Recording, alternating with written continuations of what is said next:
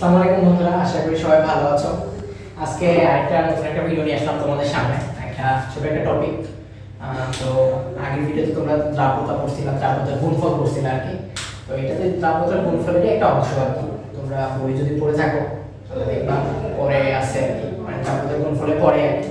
তো বিষয়টা কি, আমাদের সবার মনে একটা প্রশ্ন থাকে, আমরা তো দ্রাব্যতার গুণফল কি দিয়ে প্রকাশ করি? কেএসপি দ্বারা, তাই না?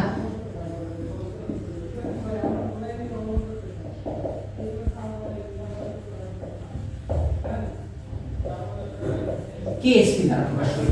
আমরা বইয়ে আরেকটা একক দেখছিলাম, মানে প্রকাশ করছিলাম কি আরেকটা ইয়াকে, মানে তোমরা যে আয়নিক গুণফল যেটা বলে আর কি, আয়নিক গুণফলকে আমরা কি দ্বারা প্রকাশ করি?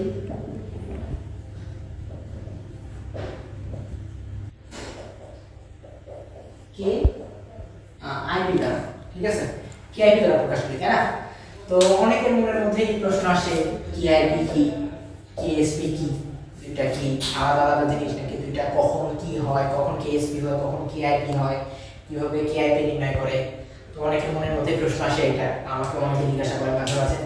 তো আজকে এটা নিয়ে কথা বলবো আর কি।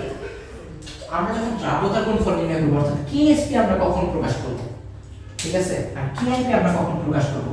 তোমরা ভিডিওতে, আগের ভিডিওতে হয়তো যদি দেখে থাকো বা তোমরা যদি জানো যে দ্রাব্যতার গুণফল আমরা যেভাবে নির্ণয় করি, ঠিক আছে? তো এখন দ্রাব্যতার গুণফল নির্ণয় করি কি দ্বারা, মানে প্রকাশ করি কি দ্বারা? আমরা কেএসপি দ্বারা।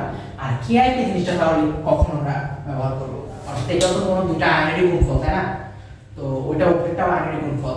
তো এইটা মূলত ম্যাথে কখনো আসে না যে আয়নিক গুণফল নির্ণয় করো বা এরকম করো বা এরকম কখনো আসবে না। তো এটা জাস্ট বোঝার জন্য যে কখন আমাদের কেআইপি হবে, কখন আমাদের কেএসপি হবে। তোমরা যদি বোর্ডের কোশ্চেনগুলো দেখে থাকো, তো ওখানে দেখবা যে তোমার কোশ্চেন লেখা থাকে কি, KSP equal to 1.7 into 10 to the power 10 to the power -2, ঠিক আছে? এরকম কেএসপি দেওয়া থাকে।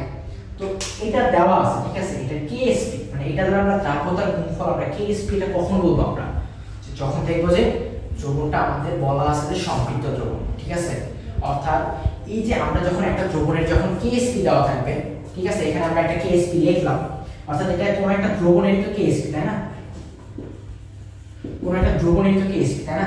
তো এই কেএসপিটা কখন হবে? যখন আমরা, মানে এই কেএসপি দ্বারা কি বোঝায়, যে অর্থাৎ এই যে দ্রবণটা, আমাদের এই দ্রবণে অবশ্যই দুইটা আয়ন আছে, তাই না? সেই দুইটা আয়ন যদি তোমরা গুণ করো, অর্থাৎ আমরা যদি এই সিএল বা তোমরা যদি এই যে সিএল যদি নাও, ঠিক আছে, তো এখান থেকে কি উৎপন্ন হবে? Ag plus plus Cl minus, ঠিক আছে? তো এই যে দুইটা আয়ন, এই দুইটা আয়ন গুণ করলে এই যে KSP যেটা দেওয়া থাকবে তোমাদের কোশ্চেনে, তো এই যে দুইটা গুণ করলে এটার যে ঘনমাত্রাটা, মানে যে ঘনমাত্রা যখন তোমরা গুণ করবা, এই KSP মাত্রাটা আসবে।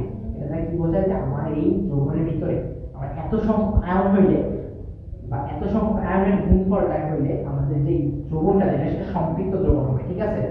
তাহলে আমরা কেএসপি কখন আমরা করব? কেএসপি তখন করব যখন আমরা জানি না যে দ্রবণটা সম্পৃক্ত, অসম্পৃক্ত নাকি প্রতিপৃক্ত। অর্থাৎ আমরা জানি কি দ্রবণ কয় ধরনের হয়? তিন ধরনের হয়, তাই না? সম্পৃক্ত দ্রবণ,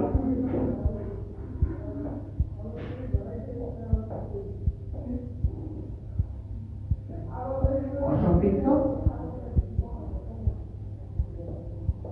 প্রতিপৃক্ত, ঠিক আছে? তো এই যে দ্রবণটা সম্পৃক্ত না অসম্পৃক্ত নাকি প্রতিপৃক্ত এটা আমরা জানি না, ঠিক আছে? তো যখন জানবো না, তখন যখন আমরা আয়নের গুণফল নির্ণয় করবো, তখন ওটাকে আমরা কি দ্বারা প্রকাশ করব? আয়নের গুণফল দ্বারা, অর্থাৎ কেআইপি দ্বারা আমরা প্রকাশ করব, ঠিক আছে? আশা করি তোমরা বুঝছো। দেখি কেআইপি কখন আমরা নির্ণয় করবো? যখন আমরা জানি না। আর কেএসপি টা দ্বারা কি বোঝায়?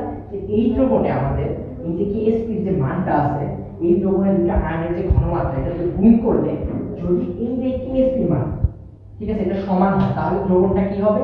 সম্পৃক্ত দ্রবণ হবে। তাহলে কেএসপি দ্বারা তোমরা কি বুঝতে পারতেছো? এটা যে সম্পৃক্ত দ্রবণের যে আয়নগুলো থাকবে, ঠিক আছে, সেই আয়নগুলোর যে গুণফল সেটা বোঝায় হচ্ছে কেএসপি, ঠিক আছে?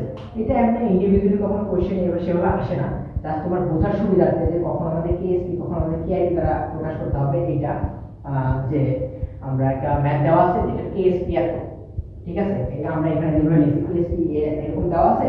এখন একটা দ্রবণ তোমার দেওয়া আছে, সেই দ্রবণটা সম্পৃক্ত নাকি অসম্পৃক্ত নাকি অতিপৃক্ত আমরা জানি না, ঠিক আছে? যেমন ধরো যে 0.5 মোলার HCl দ্রবণ, ঠিক আছে? এখন 0.5 মোলার HCl দ্রবণটা, হ্যাঁ, এটা সম্পৃক্ত নাকি অসম্পৃক্ত নাকি অতিপৃক্ত এটা আমরা জানি না, ঠিক আছে। তো যখন আমরা 0.5 মোলার HCl যখন আমরা দ্রাব্যতার গুণফল নির্ণয় করব, আমরা HClটাকে ভাঙলাম এভাবে, ঠিক আছে, H প্লাস Cl মাইনাস, ঠিক আছে, হ্যাঁ, তখন এটার একটা ঘনমাত্রা 0.5 মোলার, এটার ঘনমাত্রা 0.5 মোলার, ঠিক আছে। দুটার ঘনমাত্রা আমরা গুণ করি, তাহলে তখন আমাদের KI ইকুয়াল টু কি হবে, 0.5 ইনটু 0.5, ঠিক আছে। তখন KI 0.5 0.25, ঠিক আছে। তোমরা বুঝছো আশা করি। আমরা এখানে KSPIP টা কেন লিখলাম, KSP না লিখে, কারণ দ্রাব্যতার গুণফল তো আমরা জানি কি KSP, তাই না, কিন্তু আমরা KSP না লিখে KIP কেন লিখলাম, কারণ আমরা জানি না যে দ্রবণটা সম্পৃক্ত নাকি অসম্পৃক্ত নাকি অতিরিক্ত। এটার জন্য কি দেওয়া আছে, যে দ্রবণটা সম্পৃক্ত হওয়ার জন্য যেটা সেটা দেওয়া আছে, তাই না, KSP দেওয়া আছে। তো এইটাই আর কি মূলত মেইন ইয়াতে, যখন দেখবে যে তোমাদের দ্রবণটা হচ্ছে সম্পৃক্ত হওয়ার জন্য আমাদের কতটুকু আয়ন থাকা দরকার, সেটা হচ্ছে তোমার KSP, ঠিক আছে। আর যখন দেখবে যে KIP, মানে আমরা জানি না যে দ্রবণটা, আমরা অঙ্ক করার সময় আর কি লিখবো, যে বোঝার সুবিধাটা আমাদের যেন প্রবলেম না হয় যে কোনটা আমরা নির্ণয় করতেছি, ঠিক আছে। তো এইটাই আর কি। তো তোমাদের এখানে একটা ইয়া দেওয়া আছে, সেটা কি, যখন দেখবা যে KIP গ্রেটার দেন KSP হচ্ছে, ঠিক আছে। তো এখন এই যে দ্রবণ যেটা, এখানে আমরা একটা KSP পাইছি, তাই না, এই যে এই KSPটা, ঠিক আছে, এটা একটা আয়নের যে একটা দ্রবণের যে মানে ধারণ ক্ষমতা সেটা বোঝাচ্ছে। তো এখন যদি KIP যদি এটা থেকে যদি বেশি হয়ে যায়, তাই না, তাহলে কি বোঝা যাবে, আমাদের দ্রবণের যে ধারণ ক্ষমতা যতগুলো আয়ন, ঠিক আছে, সেটার থেকে এখানে আয়ন সংখ্যা বেশি আছে, সেই জন্য KIP এর মানটা, যেটা অজানা দ্রবণের যে আয়নের যে ঘনমাত্রা যেটা, সেটা আমাদের বেশি আসে। তখন কি হবে, আমাদের দ্রবণটা অতিপৃক্ত হয়ে যাবে, ঠিক আছে, অতিপৃক্ত হবে। আবার দ্রবণ কেমন হতে পারে তোমরা জানো, অসম্পৃক্ত হতে পারে। অসম্পৃক্ত কখন হয়, তোমাদের যখন দেখবা যে এই যে KSP এর মানটা, অর্থাৎ একটা দ্রবণে যতটুকু আয়ন ধারণ করতে পারে বা ধারণ ক্ষমতা যত, সেই ধারণ ক্ষমতা থেকে যদি কম সংখ্যক আয়ন থাকে, তখন কি হবে, দ্রবণটা মানে তখন কি হবে, তখন KIP এর মানটা কি আসবে, তখন আয়নের গুণফলগুলো কি আসবে, অবশ্যই যে আমরা জানি KSP টা হচ্ছে দ্রবণের আয়নের যে ধারণ ক্ষমতা সেটা আর কি। তো যখন KIP এর মানটা যখন কম আসতেছে, KIP is less than KSP আসছে, এর দ্বারা কি বোঝা যাচ্ছে, আমাদের দ্রবণে যতটুকু ধারণ ক্ষমতা আয়নের তার থেকে কম সংখ্যক আছে, তাই না। সেজন্য তার গুণফল, সেই আয়নগুলোর গুণফল কি আসছে, এটা ধারণ ক্ষমতা মানে যতগুলো আয়ন থাকলে দ্রবণটা সম্পৃক্ত হবে ততগুলো আয়ন নাই, সেজন্য এখানে KIP এর মানটা কম আসছে, ঠিক আছে। যখন কম আসবে তখন কি হবে, দ্রবণটা অসম্পৃক্ত, ঠিক আছে। আর সম্পৃক্ত কখন হবে, তোমরা আশা করি এটা বুঝবা, যে KIP ইজ ইকুয়াল টু যখন KSP আসবে, অর্থাৎ আমরা জানি কি একটা দ্রবণে, অর্থাৎ ধরো যে তুমি 0. একটা পাত্র নিলা, হ্যাঁ, এই পাত্রের ভিতরে দ্রবণ আছে, হ্যাঁ, এটার ভিতরে তুমি 0.5 মোলার দ্রবণ দিলা, ঠিক আছে, বা 0.5 মোল আর কি কোনো একটা যৌগ দিলা, তখন ওটা যতটুকু আর কি আয়নগুলো উৎপন্ন করবে, সেই আয়নগুলোর গুণফল যদি মানে সম্পৃক্ত হওয়ার জন্য গুণফলটা যদি KSP হয়, আর এটা গুণ করার পর মানে সেই অজানা যে মানগুলো, মানে তুমি জানো না যে দ্রবণটা সম্পৃক্ত নাকি অসম্পৃক্ত, ওইটাতে যতগুলো আয়ন আছে সেই আয়নটা গুণ করার পরে, অর্থাৎ KIP নির্ণয় করার পরে যখন দেখবে যে তুমি KSP সমান আসলো, ঠিক আছে, তখন কি হবে, দ্রবণটা সম্পৃক্ত হয়ে যাবে, কারণ দ্রবণের আয়ন ধারণ ক্ষমতা যত ছিল, দ্রবণের ঠিক সমান সংখ্যক আয়ন ধারণ করছে, ঠিক আছে। তো তোমরা আশা করি বুঝছো যে KSP আর KIP দুটার ভিতরে পার্থক্যটা কি।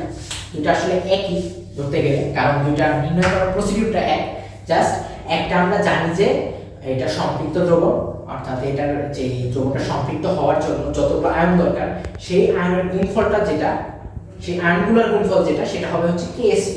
আর অজানা যেটা আমরা জানি না, জাস্ট জানি যে দ্রবণটা সম্পৃক্ত হওয়ার জন্য এতটুকু হতে হবে KSP, কিন্তু আমাদের অনেকগুলাই ইনফরমেশন দিয়ে দিচ্ছে, এখান থেকে আমরা দ্রাব্যতার গুণফল নির্ণয় করব, ঠিক আছে।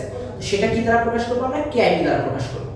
দ্রাব্যতার গুণফল নির্ণয় করার পরে যদি KIP ইজ ইকুয়াল টু, যেটা আমরা আগে বললাম, সমান হইলে সম্পৃক্ত, অসমান হইলে মানে কম হইলে KIP এর মান KSP থেকে অসম্পৃক্ত, আর যদি বেশি হয় তাহলে অতিপৃক্ত। আর দ্রবণটা যখন অতিপৃক্ত হবে, অর্থাৎ KIP ইজ গ্রেটার দেন যখন KSP হবে, তখন সেটা অবশ্যই যৌগটা অধক্ষিপ্ত হবে। আশা করি বিষয়টা বুঝছো তোমরা। মানে এটা কি সেভাবে আমাদের সিকিউ বা ইয়ার জন্য আলাদা করে পড়ার দরকার নেই, জাস্ট মাথায় রাখবা কখন কি হয়। ঠিক আছে, তো আশা করি ভিডিওটা সবাই ভালো লাগবে। ভালো লাগলে সবাই লাইক কমেন্ট আর ভুল ত্রুটি হলে অবশ্যই ক্ষমার দৃষ্টিতে। আজকের মতো এতটুকুই, ভালো থাকবে সবাই।